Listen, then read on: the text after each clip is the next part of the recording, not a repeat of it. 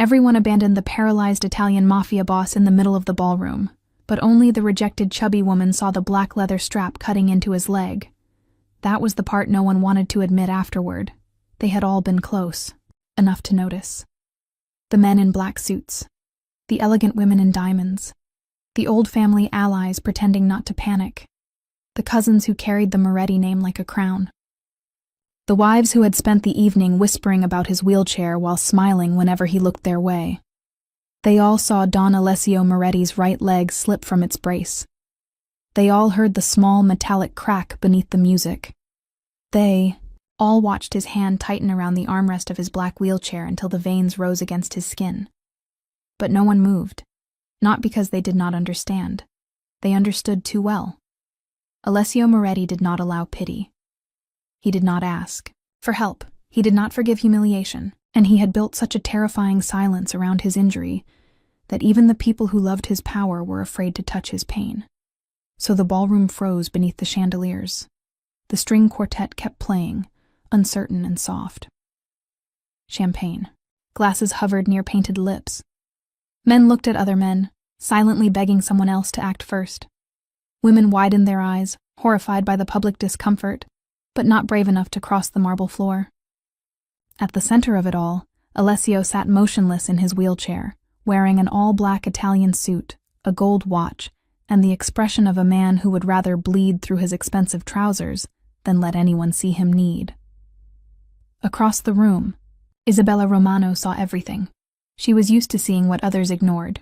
At 34, she had spent most of her life in corners, at back tables, beside service doors, behind prettier women, beside louder relatives, close enough to be useful, but never important enough to be introduced properly. Her body had always entered rooms before her name did. Chubby, soft-armed, round-faced, with wide hips and a gentle smile people mistook for permission to underestimate her. Tonight she wore a silver gown she had rented from a bridal shop in Queens, a gown that fit beautifully when she stood still but tightened when she breathed too deeply. Her cousin Livia had told her it looked brave, which was society's cruelest compliment for a woman who did not look like a model. Isabella had come to the Moretti charity gala because Livia had begged her to help with last-minute alterations. Livia was supposed to present herself to Alessio's family as a possible future bride, or at least as a woman suitable for the Moretti circle. Livia had the face for it. Tall, thin, perfect black dress, red lips, collarbones like jewelry. Isabella had the emergency sewing kit, the safety pins, the stain wipes, the spare stockings, and the quiet loyalty of a woman trained to make other women shine. She had not come to be noticed. In fact, she had prayed not to be.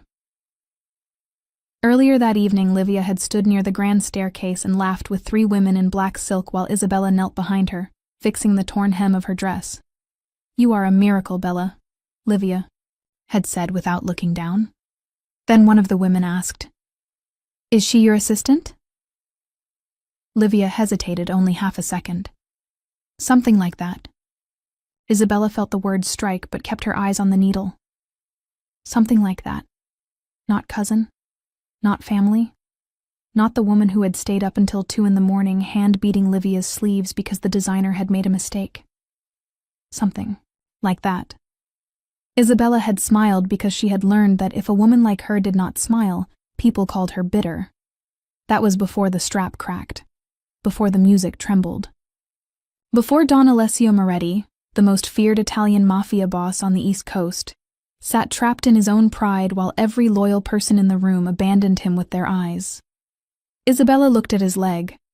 The brace was custom, black leather, and polished steel hidden beneath the expensive fabric of his trousers and high boots. Most people would not recognize the mechanism. Isabella did. Her father had worn one after the factory accident that damaged his hip. Not as elegant, not as expensive, but similar enough. She had spent years fastening straps, adjusting buckles, learning how pain hid in the angle of a knee. When a brace slipped, waiting made it worse. If the strap tightened around the wrong nerve, the pain would burn upward fast. If the leg twisted, the spasms could make a proud man lose control in front of everyone. Alessio's jaw was clenched now. A muscle jumped near his cheek. His bodyguard stood behind him, frozen because they knew the rule. No one touched the dawn unless he ordered it. His cousin Marco leaned close and whispered something. Alessio did not answer. His mother, Signora Valentina Moretti, stood near the dining arch, her pearl necklace shining against her black gown, her face pale with fury at the room's cowardice and fear of her son's pride. She took one step forward. Alessio's eyes cut to her. She stopped. That single glance was enough. Everyone stayed where they were. Isabella's hands went cold. She told herself not to move. This was not her world. These people were dangerous. Men like Alessio Moretti did not appreciate strangers kneeling near their legs in front of 300 guests. If she embarrassed him, he could destroy her life with a sentence. He could have her removed. He could humiliate her worse than any woman in that room ever had. But then she saw his fingers tremble, not from weakness, from pain, from the terrible effort of refusing to show it. Something inside Isabella broke. Maybe it was memory. Her father gritting his teeth at the kitchen table while her mother pretended not to hear him because he had begged them both never to fuss. Maybe it was anger. At all those beautiful, loyal, polished people standing around like concern was a stain that might ruin their gowns. Maybe it was simply the fact that Isabella had spent her life being treated as disposable, and disposable people often learned the most useful kind of courage. She crossed the ballroom. At first, no one understood what she was doing. Then the "and so what?" whispers began. Who is that? What is she doing? Isn't that Livia's cousin? Someone stop her. Livia turned and saw Isabella moving toward the center of the room. Her face went white. Bella, she hissed. Bella, no. Isabella kept walking. Alessio looked up when her shadow reached the marble near his chair. His eyes were dark, almost black, and sharp enough to make her forget every word she had ever known. Up close, he was more intimidating than handsome, though he was certainly that too. Thick dark hair swept back from a strong forehead, trimmed beard, mouth set in a hard line, shoulders broad under the tailored suit. The wheelchair did not make him look smaller. It made the danger around him feel contained, like a knife folded closed. Move away, he said. His voice was quiet. The room heard it anyway. Isabella swallowed. Your brace slipped. His eyes hardened. I know. Then you know it's cutting into the nerve. A flicker crossed his face. Surprise, maybe. Irritation. Pain. I said move away. Behind him, one of his guards stepped forward. Alessio lifted 2 fingers. The guard stopped. Isabella felt hundreds of eyes on her back. Her heart was beating so hard she thought she might faint.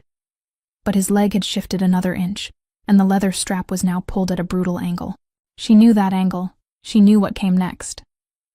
If I move away, she said softly, you will either pass out from the pain, or your leg will spasm in front of everyone.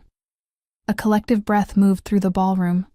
No one spoke to Alessio Moretti like that, especially not a rejected chubby woman in a rented silver gown.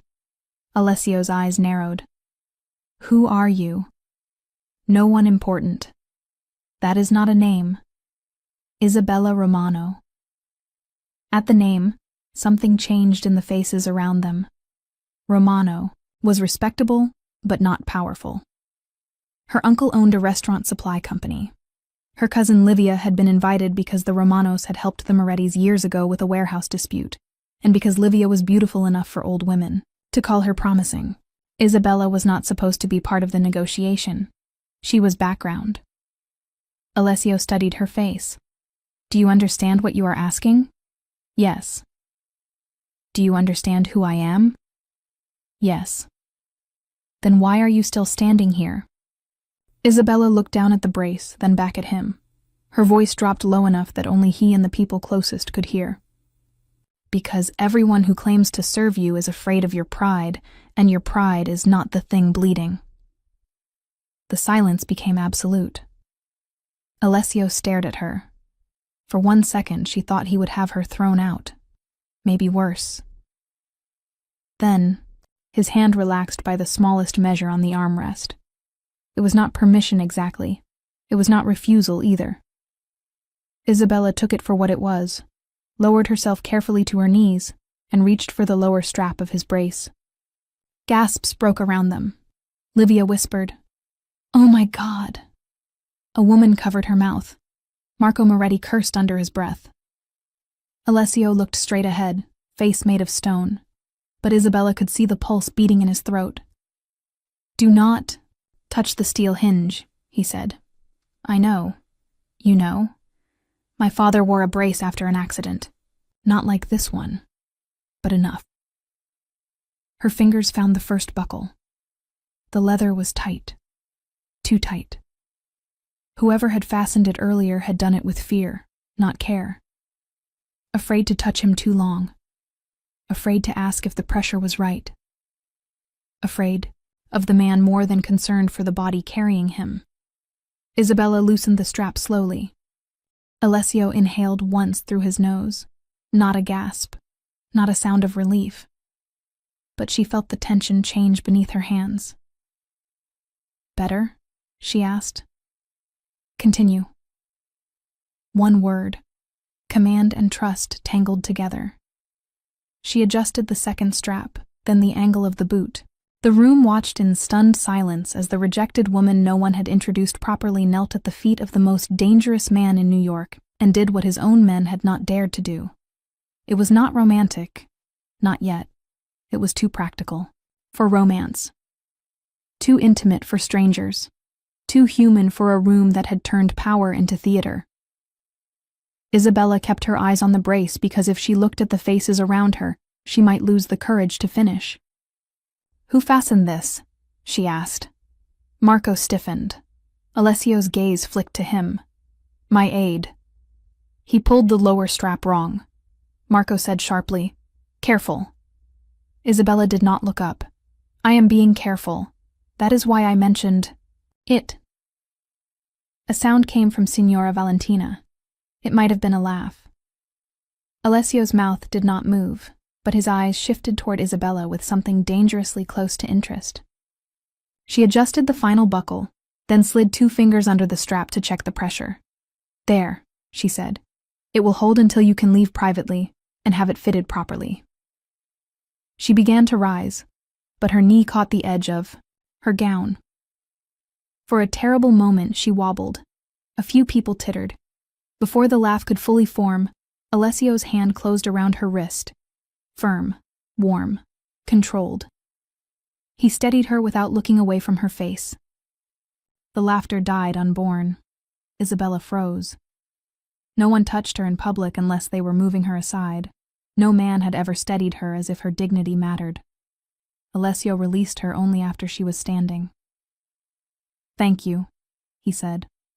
2 words, spoken quietly, but in that room, they carried more force than applause.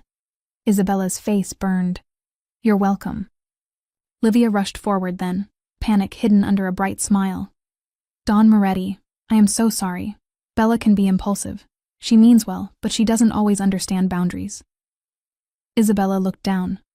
Of course. Here came the correction. The smoothing, the apology for her existence.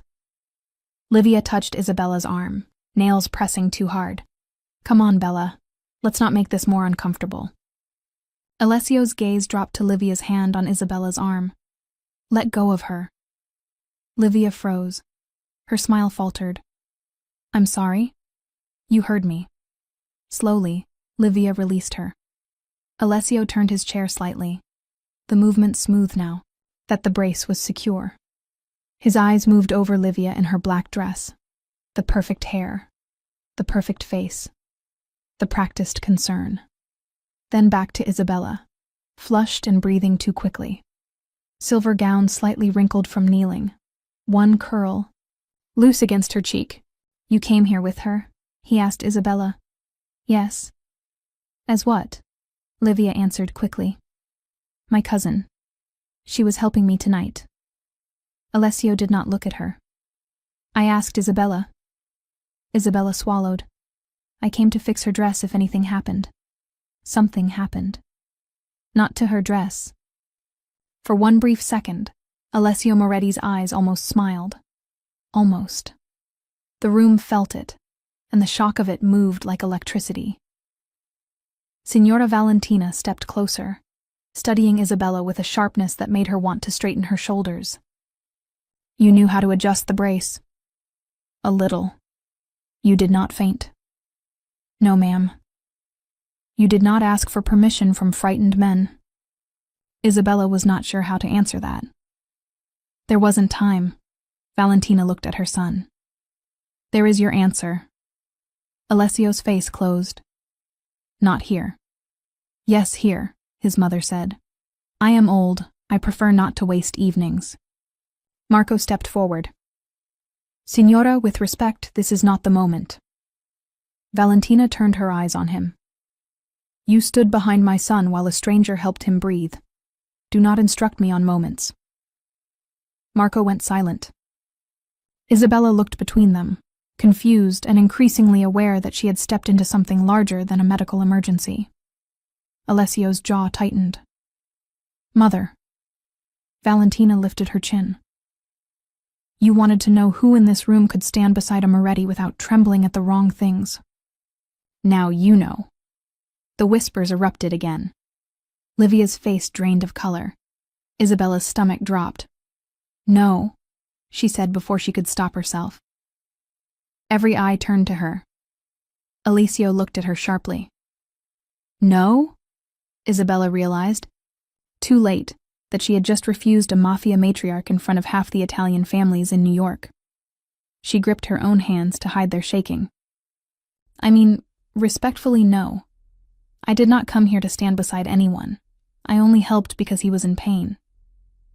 Valentina's eyes narrowed, not with anger, but curiosity. And if helping him made you powerful? Isabella gave a small, sad smile. Powerful people don't kneel in rented dresses while everyone whispers. Alessio's expression changed, just slightly. Enough that Isabella saw it. Pain recognized pain. Not the same kind, but pain all the same. Before anyone could speak, a man near the back of the ballroom laughed, not loudly but ugly enough to stain the silence. Maybe that is what Moretti needs now, he said. A nurse instead of a wife. Several people turned toward him in horror. The man was Carlo Vescari, a rival cousin from another branch of the family, handsome in a cruel way, drunk on champagne and resentment. Careful, Marco warned. Carlo lifted both hands. What? We are all thinking it.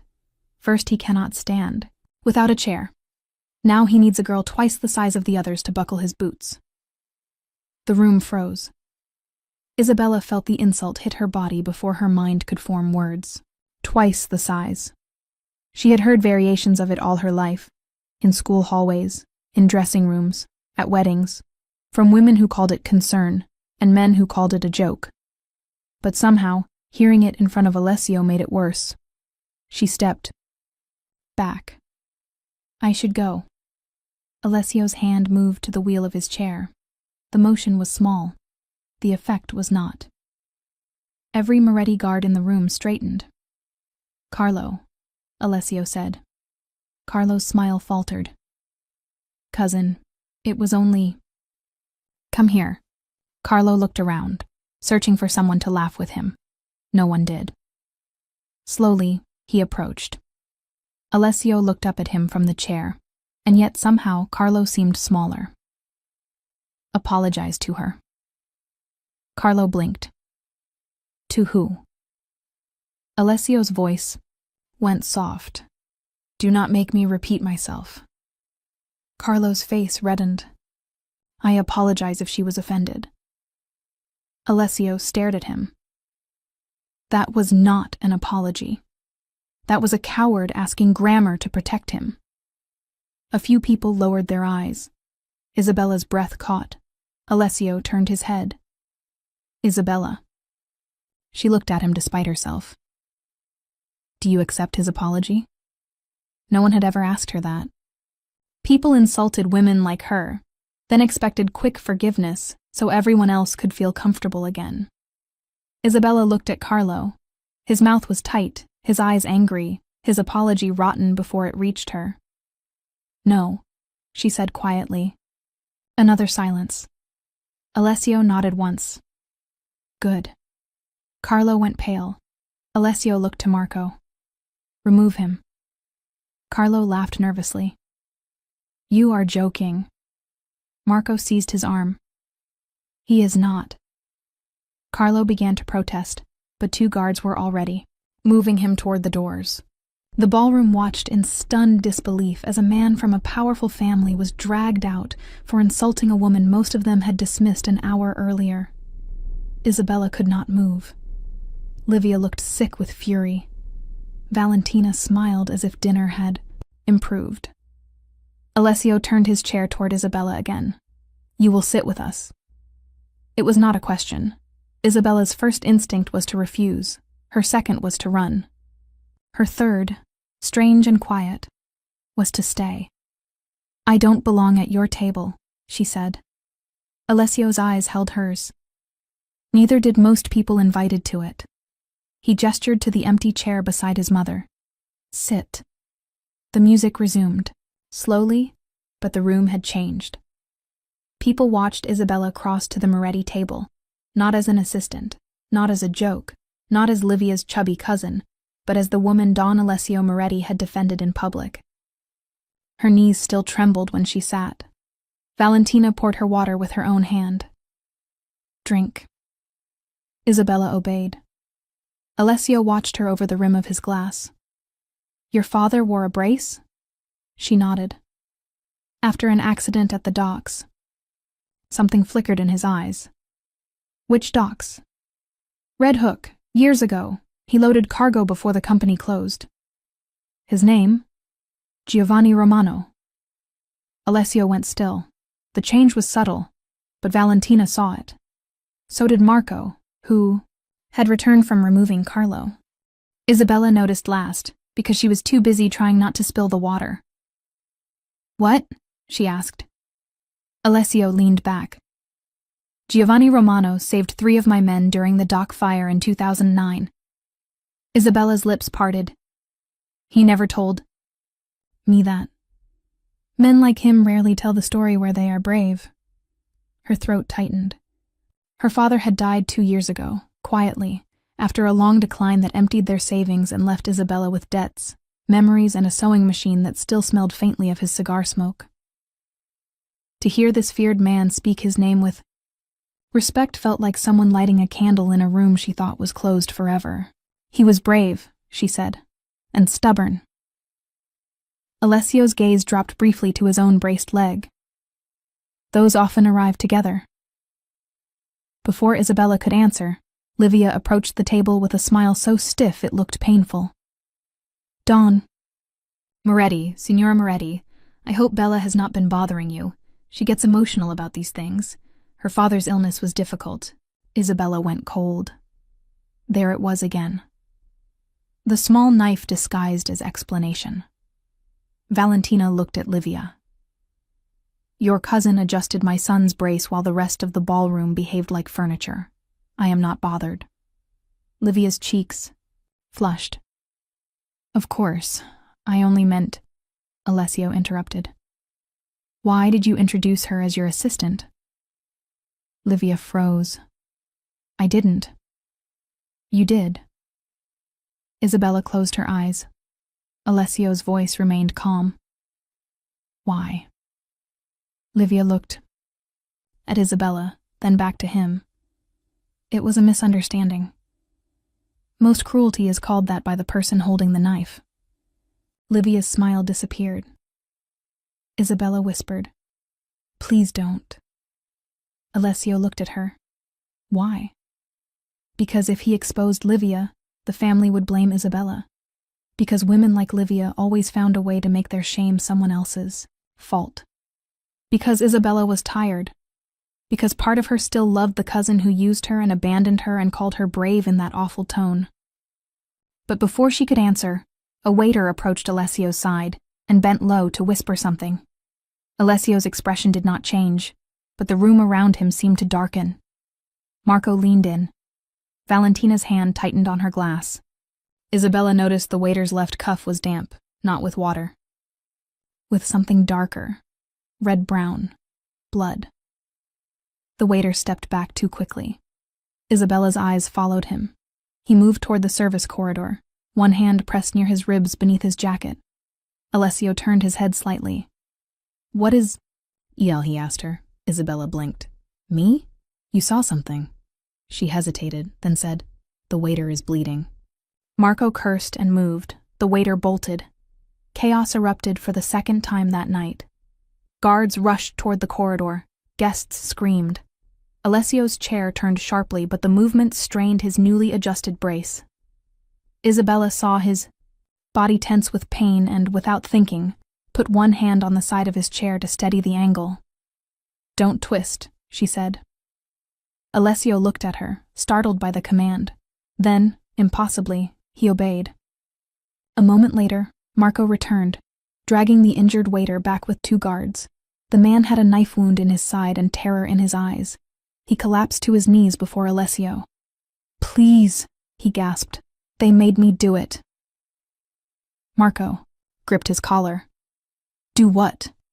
The waiter's eyes darted to Isabella. "Not him," he whispered. "Her." Isabella's blood went cold. Alessio's voice became deadly quiet. "Explain." The waiter swallowed. "They said the Romano woman would be easy to get near. The big one. The one no one watches. They said put the envelope in her bag before midnight." Livia's face turned white. Isabella stared. "What envelope?" The waiter shook his head, sobbing now. "I don't know. I swear. They gave it to Carlo Viscari." Alessio looked toward the doors where Carlo had been removed minutes earlier. Then his gaze moved to Isabella's silver purse lying on the table beside her untouched dessert. Marco picked it up carefully, opened it, and pulled out a sealed black envelope that had not been there before. Every breath in Isabella's body stopped. The room blurred. "That isn't mine," she whispered. Livia stepped back. "Bella, what did you do?" Isabella turned to her, stunned. "What?" Livia's face was full of fear, but beneath it, something else. Opportunity. "I told you not to get involved." The betrayal came so fast Isabella almost missed it. Almost. Alessio did not. His voice cut through the rising panic. "Enough." Marco handed him the envelope. Alessio opened it with a silver knife from the table. Inside was a photograph, a key card, and a note written in block letters. Alessio read it once, then again. His face became unreadable. Valentina whispered, "Alessio?" He looked at Isabella. "Someone planned to frame you for helping an assassin enter my private suite tonight." Isabella could not breathe. Around her, the ballroom erupted in shock. Livia covered her mouth, but her eyes were not on the envelope. They were on Alessio, measuring damage. Isabella stood too quickly. The chair scraped. "I didn't. I would. Never. I know." 2 words. Immediate. Certain. They stopped her panic more effectively than any explanation could have. She stared at him. "You know?" Alessio held her gaze. "You just risked public humiliation to stop my pain. Then you noticed blood on a waiter trained to hide it. You are many things, Isabella Romano, but careless is not one of them." Tears stung her eyes. She hated that, hated crying in front of the room. Alessio turned to Marco. "Lock every exit." The guards moved. Guests began protesting. Valentina rose from her chair, elegant and terrifying. "No one leaves this ballroom until my son knows which coward tried to use this woman as a weapon." Isabella looked around at the shocked faces, the frightened men, the jealous women, her cousin Livia trembling beside the table. An hour ago, no one had wanted to stand near her. Now, the entire room was trapped because of her. Alessio looked up at her from his wheelchair, not with suspicion, not with pity. With the same sharp attention he had given her when she loosened the strap cutting, into his leg. "Sit beside me," he said quietly. "Why?" she whispered. His eyes moved over the ballroom, then returned to her. Because whoever chose you thought no one would defend the woman everyone rejected. His hand rested on the armrest, strong, steady, waiting. They were wrong. Isabella sat, and for the first time that night, she did not feel like the, rejected woman in the silver dress. She felt like the only person in the ballroom the Italian Mafia boss trusted. The ballroom doors closed one by one, and the sound of each lock echoed through the marble hall like the end of mercy. Guests who had spent the evening smiling at criminals suddenly remembered fear. Men in tailored suits reached for phones that Moretti guards quietly took from their hands. Women clutched pearls, purses, husbands, anything that made them feel less exposed. The string quartet had stopped completely now. The only music left was the nervous breathing of 300 people, realizing Don Alessio Moretti had sealed them inside his world. Isabella Romano sat beside him at the head table with her silver gown wrinkled from kneeling, her bandaged pride burning hotter than her cheeks. The black envelope lay open in front of Alessio. The photograph inside showed the private elevator that led to his upstairs suite. The keycard carried the Bellamere Hotel crest. The note said exactly enough to destroy her if Alessio had been the kind of man who believed convenient lies. Plant the card. Blame the Romano woman. No one will question it. She is invisible enough. Isabella stared at those last words until they blurred. Invisible enough. Not pretty enough to be protected. Not important enough to be believed. Not connected enough for anyone to risk angering a powerful man on her behalf. She had heard the idea her whole life, though never written so plainly. Alessio picked up the note again. His face remained calm, but Isabella could see anger in the stillness of his shoulders. She had learned that from her father. Men who shouted were often less dangerous than men who went quiet. Valentina Moretti stood behind her son's chair, one hand resting on the carved back of Isabella's chair like a public declaration. She was not touching Isabella gently. She was placing her under Moretti protection. That made several people in the room swallow hard. Marco Moretti dragged the bleeding waiter to the center of the ballroom and forced him into a chair. A doctor, from among the guests, was ordered to keep him alive. Nothing more. Alessio looked at the man. Who gave you the envelope? The waiter's voice shook. Carlo Vescari. Where is Carlo? Marco answered. He was removed through the west corridor. My men are searching.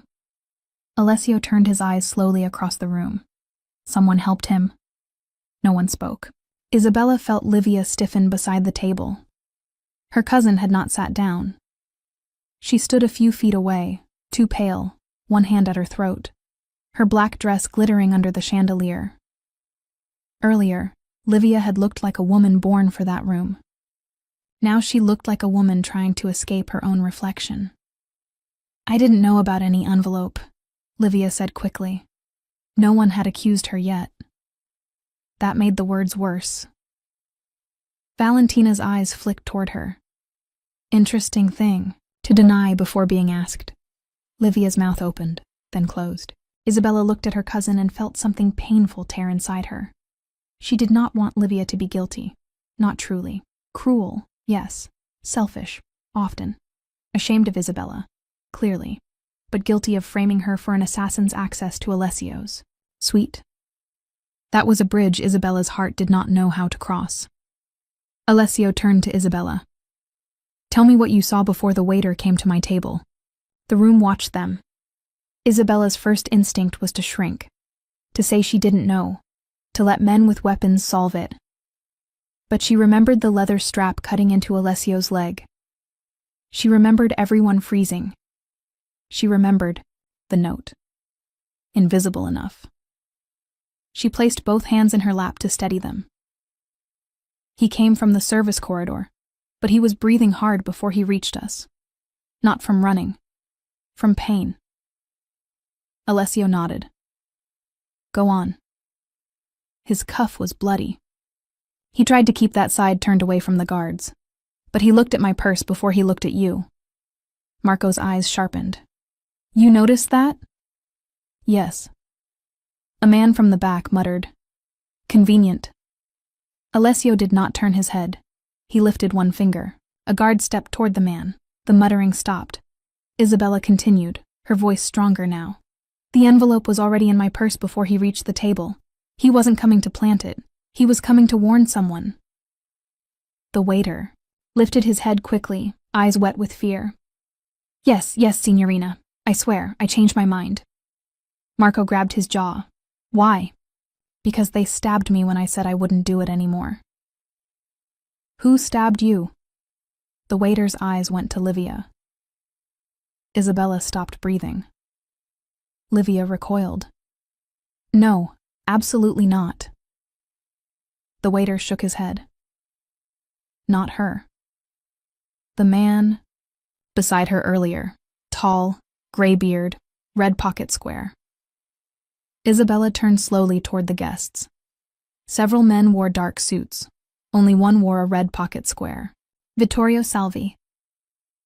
He was a wealthy importer, old friend of the Romanos, and one of the men who had kissed Livia's hand when she arrived. He stood near the champagne table with his wife, his face carefully blank. Alessio looked at him. Vittorio. Salvi smiled as if offended. Don Moretti, surely you are not taking the word of a wounded waiter and a seamstress over a family friend. Seamstress. The word was not an insult by itself. Isabella loved sewing. Her father had taught her to respect work done by hands. But Salvi used it the way others used fat, assistant, brave. A small word sharpened into a blade. Alessio's eyes darkened. Careful. Salvi lifted both hands. I only mean grief has made the girl dramatic. Her father died poor, did he not? Debt makes people desperate. Perhaps she planted the envelope herself and then pretended innocence. Isabella's stomach twisted. There it was, the old magic trick of cruel people. Accuse the person with the least power first. Livia whispered. Vittorio, stop. The whisper was soft, but Isabella heard fear in it. So did Alessio. He turned to Livia. What does he have over you? Livia's face crumpled for 1 second before she rebuilt it. Nothing. Valentina leaned in, voice like silk over steel. My dear, you are a poor liar for someone so practiced at performing. Livia's eyes filled. He promised to help my family. Isabella stood. What family? Your father's company is fine. Livia looked at her then, and the truth came out with humiliation attached. No, Bella, it isn't. My father has been borrowing for months. We owe Salvi nearly everything. Isabella stared at her. Why didn't you tell me? Livia laughed bitterly. And what would you have done? Sewn us out of debt? The words hit, but they did not cut as deeply as they would have an hour ago. Something had changed in Isabella. Maybe Alessio's trust. Maybe Carlo being dragged out. Maybe the note calling her invisible enough and awakening the part of her that was tired of proving she existed. No, she said. I would have told you not to sell me to cover it. Livia flinched. Salvi began moving toward the side door. Marco saw him and nodded once. 2 guards blocked his path. Alessio looked at Isabella again. Why use you? She knew the answer before anyone said it. Her voice came quietly. Because if the key card was found in Livia's purse, people would investigate carefully. She matters to them. If it was found in mine, everyone would believe I was desperate for attention, or money, or revenge.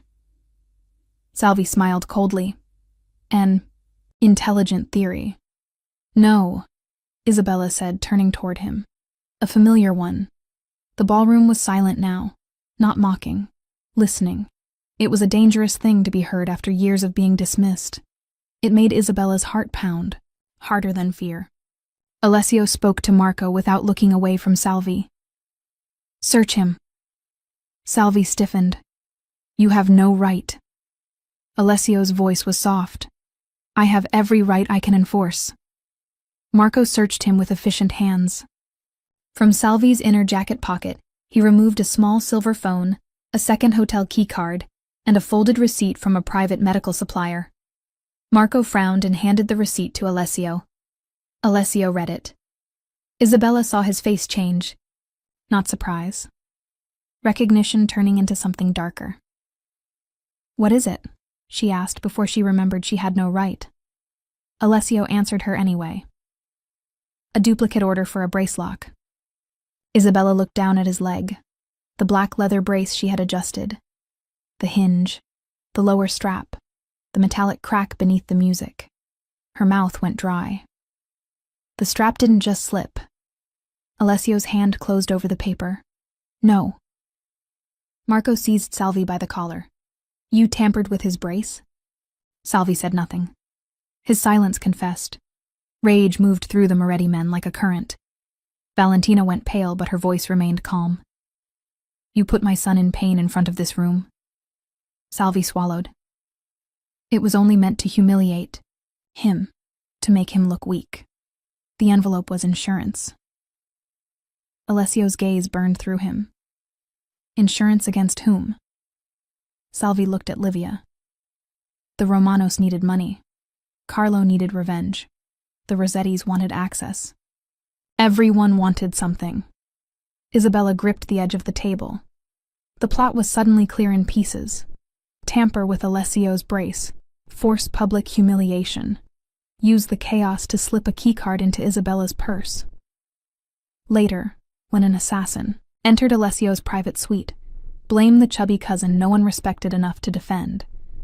Make her look desperate, foolish, obsessed with the Mafia boss she had touched in front of everyone. The perfect scapegoat. Invisible enough. Disposable. Enough. Alessio rolled his chair forward slightly. Salvi tried to step back, but Marco held him still. "You chose her," Alessio said. Salvi's face shone with sweat. "She was convenient." "No," Alessio said. "She was kind. You mistook that for weakness because men like you only understand kindness when you can use it." Isabella felt her eyes burn, not because she was sad. Because someone had finally described the trap accurately. Salvi tried one last smile. "Don Moretti, we can discuss terms." Alessio looked almost bored. "There are no terms for a man who attacks my body and frames an innocent woman." He looked at Marco. "Take him downstairs. Keep him alive. I want every name before dawn." Salvi began shouting as he was dragged away. His wife fainted elegantly into another woman's arms. No one moved to help quickly. Perhaps they were all thinking about what they had failed to do earlier. Livia stood trembling, tears slipping down her face. "Bella, I didn't know it would go this far." Isabella turned to her cousin. "How far did you think it would go?" Livia wiped at her tears. Salvi said Carlo would make a joke, that Alessio would be embarrassed, that you might be blamed for getting too close, but nothing dangerous. He said no one would truly hurt you. Isabella stared at her, stunned by the smallness of the confession. "You were willing to let me be humiliated." Livia covered her mouth. "I was desperate." "So was I when my father was dying," Isabella said. "I did not sell you." Livia broke then, sobbing. Once, Isabella would have stepped forward automatically. She would have wrapped her arms around Livia, smoothed her hair, whispered that everything would be all right, and taken some of the blame just to make the crying stop. This time she did not move. That felt cruel for 1 second. Then it felt like freedom. Valentina watched her with approval. Alessio watched her with something deeper. Livia whispered, "Do you hate me?" Isabella looked at the woman who had called her something like an assistant, the cousin who had let others laugh, the family who had decided Isabella's dignity was an acceptable price for survival. "Not yet," Isabella said softly. "But I am tired of loving people who survive by shrinking me." Livia flinched as if struck. Isabella sat back down because her legs were shaking. The ballroom remained sealed, but the energy had shifted. The danger had moved from Isabella to those who had underestimated her. Alessio turned his chair toward her. "You saved me twice tonight." She shook her head. "I adjusted a strap and noticed blood." Do not make courage sound small because you are uncomfortable owning it. She looked at him then. He looked tired. Not weak. Never weak. But the pain had returned around his mouth, drawn tight from the brace, the stress, the hours of refusing to let anyone see too much. Isabella lowered her voice. You need to leave this room. Marco stepped forward. Don Alessio will leave. When the investigation... He needs to leave now, Isabella said. Marco stared at her. Several guards did too. No one gave medical instructions to Alessio Moretti's family. Apparently, Isabella Romano did. She continued before fear caught up. His brace was tampered with. I adjusted it enough for him to sit through the emergency. Not enough for hours of interrogation. The lower hinge is pulling again. Alessio watched her. You noticed from there? Your left hand keeps pressing the armrest every time. You shift. You are hiding it badly. Valentina made a sound suspiciously close to delight. Marco looked at Alessio. She is right. Alessio said nothing. Isabella held his gaze. You told everyone she was wrong when they called you weak. Do not prove them right by refusing care just because they are watching. The ballroom inhaled. Alessio Moretti, feared by families, obeyed by killers, hated by rivals, stared at the woman in silver who had just challenged his pride in front of everyone. Then he said, Fine. One word. The room nearly collapsed from shock. Valentina smiled openly now. I want her at all family meetings. Alessio ignored his mother, but not Isabella. You will come with me. Isabella blinked. Me? You understand the brace. I am not a nurse. Neither are the frightened men who fastened it wrong. She looked around. Every face watched. Some with jealousy, some with resentment, some with awe. Livia stood among them, crying silently, no longer the center of the room. Isabella wanted to refuse because accepting would make everything larger, more dangerous, less deniable. But Alessio's face was pale beneath his olive skin, and she had never been able to ignore pain just because pride stood in front of it. All right, she said.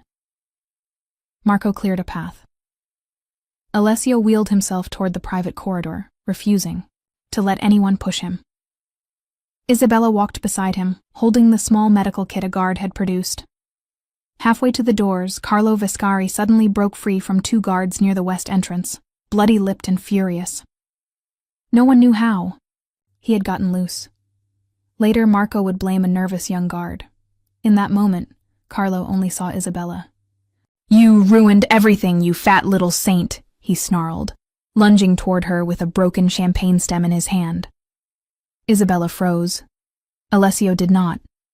He turned his chair sharply into Carlo's path, blocking him. The movement sent visible pain through his body, but he did not stop. Carlo collided with the side of the chair, stumbled, and Marco tackled him from behind. The broken glass skittered across the marble and stopped at Isabella's feet. The entire ballroom erupted in screams. Alessio's face had gone white. Isabella dropped to her knees beside him, not in humiliation this time, in fury. I told you not to twist. Alessio breathed through clenched teeth. He was coming for you. And now you may have damaged the hinge again. You are welcome. She glared at him. For one absurd second in the middle of blood, scandal, and armed men, Alessio Moretti almost smiled. Then the pain struck harder, and his body tightened. Isabella turned to the guards. Private room, now.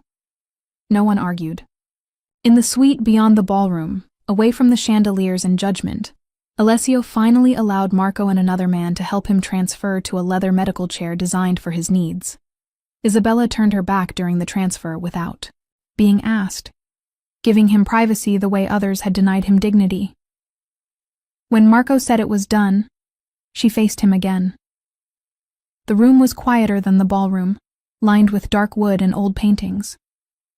Rain had begun tapping against the tall windows, though the evening had started clear. Alessio sat with his injured leg extended, jaw tight, hands resting on the chair arms. The brace hinge was indeed twisted slightly. Isabella knelt again, but this time no one laughed. Marco handed her the tools. "Tell me what you need." Isabella looked up at him. The same man who had almost stopped her earlier now waited for her instructions. Warm cloth, small screwdriver. Not that one, the narrower one. And someone call whoever fitted this brace originally. Alessio said, "He retired." "Then unretire him by phone." Valentina, who had followed them in, laughed softly. "I adore her." Isabella focused on the brace before anyone could see her blush. Her hands were steadier now. She loosened the strap, adjusted the hinge carefully, and checked the damaged lock. Alessio remained silent, but his breathing changed as the pressure eased. "Better?" she asked. "Yes." "That sounded painful." "I said yes." "You said it like an insult." Marco coughed to hide a laugh. Alessio looked at him. Marco looked at the wall. Isabella finished the adjustment and sat back on her heels. "The lock needs replacing. This will hold for tonight if you don't. Try to throw yourself in front of any more angry cousins. He had glass. You have guards. They were late. Then replace them, not your spine." Silence followed. Isabella's face went hot as she realized what she had said. "I'm sorry." Alessio leaned forward slightly. "Do not apologize for telling the truth." His voice was quieter now. "Private." She looked at her hands. "People usually prefer it softened. People prefer lies that do not require them to change." Valentina stepped back toward the door. "Marco, come, let them speak." Isabella's head snapped up. "No, that is not necessary." Valentina looked amused. "My dear, necessary is not the point." She left with Marco, closing the door behind them. Isabella was suddenly alone with the most dangerous man she had ever touched. The rain thickened against the windows. Alessio watched her for a long moment. "You are afraid?" "A little." "Of me?" She considered lying, then remembered how poorly lies had served everyone tonight. "Not exactly." "Then what?" "Of what happens when I walk back into that ballroom." His gaze held hers. "You will not walk back alone." The words were simple. They unsettled her anyway. "Don Alessio, you don't owe me anything. I owe you my dignity." Her throat tightened. "No. You kept that yourself." His eyes changed. Isabella looked down quickly, but he had already seen the tears. She hated crying in front of powerful people. Tears always gave them something to use. Alessio did not move closer. He did not demand explanation. He waited. That made the tears harder to stop. "My father hated when people fussed over him," she said after a while. "After the accident, he wanted everyone to act normal. So they did. Too well. At restaurants, if his brace hurt, people pretended not to see. At family parties, if he needed help standing, everyone looked away because they thought that respected his pride. But it made him lonely." Alessio's face went still. Isabella wiped her cheek. "Tonight, when everyone looked away from you, I saw him." Rain whispered against the glass. Alessio's voice was rougher when he spoke. "My fiancé left after the shooting." Isabella looked up. He continued, eyes on the window now. "Not immediately. That would have made her look cruel. She stayed 3 months, smiled for photographs, spoke of devotion. Then one morning, she sent her father to return the ring. He told my mother she could not be expected to tie herself to half a man." Isabella inhaled sharply. Alessio's mouth hardened. "After that, I made rules. No one touched the chair. No one touched the brace. No one helped unless ordered. Pride is easier than humiliation, because at least pride feels chosen." Isabella understood that so deeply it hurt. "But it becomes another kind of prison." He looked at her. "Yes." Neither spoke for a while. Then Alessio reached toward the small table and picked up the black envelope. They chose you because they thought you were unprotected. Isabella gave a humorless smile. They were not entirely wrong. They are now. She looked at him. You cannot just decide. That, I can. That is not how life works for normal people. I have never been accused of being normal. Despite everything, she laughed. It was small, but real. Alessio watched it as if it were something rare. Come to dinner tomorrow, he said. Isabella's laugh faded. What? Dinner. My mother will attend for the first 10 minutes. Pretend she is not listening for the next 20, then leave after deciding whether you are eating enough. Don Alessio. Alessio. She froze. I shouldn't call you that. You adjusted my brace and insulted my medical decisions. I think we have passed titles. Her heart beat too fast. I don't belong in your world. Neither do most people in my world. People will say you asked because of gratitude. People say many stupid things before breakfast. She looked at him helplessly. Why? He did not answer. Quickly. She appreciated that. Because when every polished person in that ballroom saw my chair before they saw me, you saw the pain I was hiding and still spoke to me like a man. Not a tragedy. Not a monster. Not a throne with wheels. A man. Isabella's eyes filled again. And because, he added, you said no to Carlo's apology. She blinked. That mattered? Yes. Why? Because you knew you deserved better before you believed anyone would give it to you. She looked away. That compliment went somewhere too tender. A knock sounded before she had to answer. Marco opened the door. The police are arriving for the public version. Salvi is secured. Carlo is secured. The waiter will live. Livia Romano is asking to speak to Isabella. Isabella closed her eyes. Alessio's voice was cool. No. Isabella opened her eyes. Wait. He looked at her. You do not owe her comfort. I know. Do you? She thought about that. Did she? Or did she only know it because he had said it? Either way, she wanted to choose for herself. I don't owe her comfort, Isabella said slowly. But I want to hear what she says when she is not performing. Alessio nodded to Marco. Bring her. Livia entered moments later without her earlier glow. Her perfect hair had loosened, mascara smudged beneath one eye, black dress wrinkled, at the waist. For the first time in years, she looked like Isabella's cousin instead of a woman from a magazine. She stopped when she saw Isabella beside Alessio, not kneeling now, not small. Bella, she whispered. Isabella stood. Say what you came to say. Livia's lips trembled. I am sorry. Isabella waited. Livia swallowed. Not because I got caught. Not because he defended you. I mean, yes, I'm afraid, but... She looked down, ashamed. I let them talk about you because it made me feel safer. If they were laughing at you, they weren't judging me. I told myself you didn't care because you always smiled.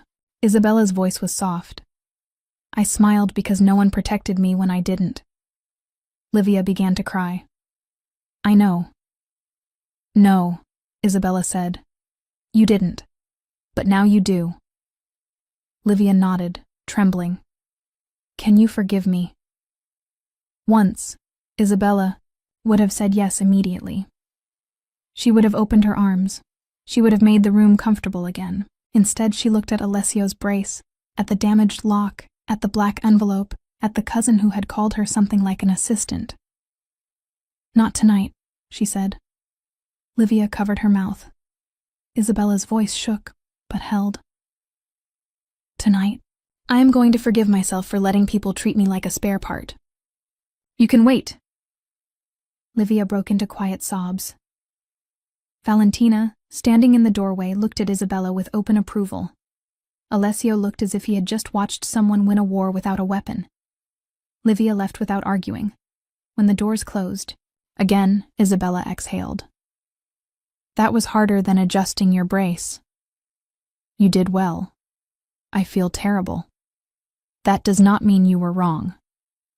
By the time they returned to the ballroom, the story had changed. The guests no longer whispered with amusement. They whispered with caution. Salvi and Carlo were gone. Police waited in the lobby to receive the version of events the Morettis allowed the public to have. Livia stood with her mother, crying quietly. The elegant women who had laughed at Isabella's dress now looked away when she entered. Alessio wheeled himself to the center of the ballroom with Isabella walking beside him. Not behind, not near the wall. Beside him. Valentina stood on his other side. Marco followed a step behind. The image alone silenced the room. Alessio raised his voice just enough. Tonight, a man tampered with my brace to humiliate me. Another tried to frame an innocent woman because he believed no one would defend her. Both men were wrong. His gaze moved slowly over the guests. Many of you watched my pain and chose politeness over courage. Isabella Romano did not. Isabella's cheeks burned. Alessio continued. Many of you heard Carlo insult her and waited to see whether I would allow it. I did not. Carlo's friends lowered their eyes. Many of you would have believed the envelope in her purse because it was easier than questioning your own contempt. The room went still. Remember this. The person you dismiss is often the person who sees the knife before it reaches your cell. Back. Isabella's throat tightened. Alessio turned his chair slightly toward her. In front of everyone, he took her hand.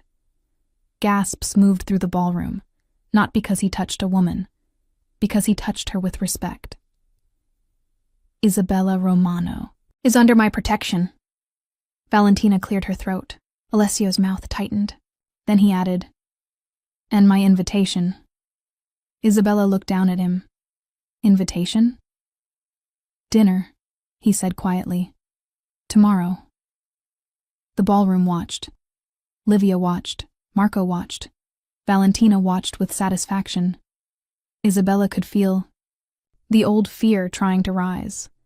The fear of being too visible, too judged, too much. But then she looked at Alessio Moretti, the paralyzed Italian mafia boss everyone had abandoned until she did the unthinkable, and saw not a broken man or a dangerous throne, but someone who knew what it meant to be looked at incorrectly by the entire world. Yes, she said. The room heard it. Alessio's eyes softened. Not much. Just enough for her. Good. Weeks later, people would still tell the story badly. They would say the chubby woman won the mafia boss by kneeling at his feet. They would say Alessio Moretti chose her out of gratitude. They would say she was lucky he noticed her. But that was not the truth. Isabella had not won him by kneeling. She had stood up to his pride. She had refused a false apology. She had seen the pain everyone else politely ignored. Alessio had not chosen her because she was grateful or convenient, or easy to protect. He chose her because she spoke truth in rooms where everyone else performed loyalty. Their lives did not become simple. Salvi's betrayal opened doors to older enemies. Carlo's humiliation became a family wound. Livia's apology took months to become action. Isabella still had days when cruel voices from the past found their way into mirrors. Alessio still had nights when pain made him silent and pride made him difficult. But real love did not begin because two people were healed. It began because they stopped pretending not to see each other's wounds. On the night of their first private dinner, Isabella arrived in a navy dress she already owned. No rented silver, no borrowed confidence. Alessio waited by the window, his brace properly repaired, his wheelchair angled toward the city lights. You came, he said. You invited me. People often refuse me. Do they? Not usually out loud. Isabella smiled. Then they are missing the fun. He looked at her for a long moment. Then slowly he laughed. It was quiet, rusted from disuse, beautiful in a way that had nothing to do with softness. Valentina, listening from the hallway as promised, whispered loudly, "Marry her eventually, but do not frighten her tonight." Isabella covered her mouth. Alessio closed his eyes. "Mama." From the hallway came the sound of his mother walking away, cane tapping victory against the floor. Isabella laughed then, fully. Alessio watched her as if the sound eased something deeper than pain. Months later, the ballroom where it began hosted another Moretti charity gala. This time, Isabella did not stand near the wall. She entered beside Alessio in a dark emerald gown, not because she needed to look thinner or richer or sharper, but because she liked the color, and Alessio had once said green made her eyes look like old glass in sunlight. People stared, some with admiration, some with envy, some with the discomfort of those forced to respect someone they once dismissed. Isabella no longer smiled to protect them. She smiled when she meant it. Halfway through the evening, Alessio's brace strap shifted slightly, not dangerously, not dramatically, enough that his hand tightened on the armrest. Around them, several people noticed and froze, haunted by the memory of the last gala. Isabella leaned down and said, "May I?" Alessio looked at her. The old pride flickered, but it no longer ruled him. Yes. She adjusted the strap quickly, gracefully, without shame. No one laughed, no one whispered. And when she straightened, Alessio took her hand before the room could decide what it meant. This time, Isabella did not blush. She stood beside him, as if she belonged there. Because she did. The rejected woman in the silver gown had done the unthinkable. She had crossed a ballroom no one else dared to cross. She had touched pain hidden beneath power. She had refused to accept crumbs of respect from people who offered cruelty in polished voices. And the Italian Mafia boss who trusted no one had seen her clearly. Not as charity. Not as weakness. Not as the woman everyone abandoned. As the one person brave enough to stay when pride made him impossible to help. That was why, when people asked Alessio Moretti why he chose Isabella Romano, he never mentioned the brace first. He never mentioned the envelope, or Carlo, or Salvi, or the scandal. He only said, "Because everyone else saw my chair, she saw me." And Isabella, when asked why she chose him, gave an answer that made Valentina smile every time. "Because everyone else saw my body," she said. "He saw my courage." And in a world that had tried to make both of them smaller in different ways, that was enough to begin forever.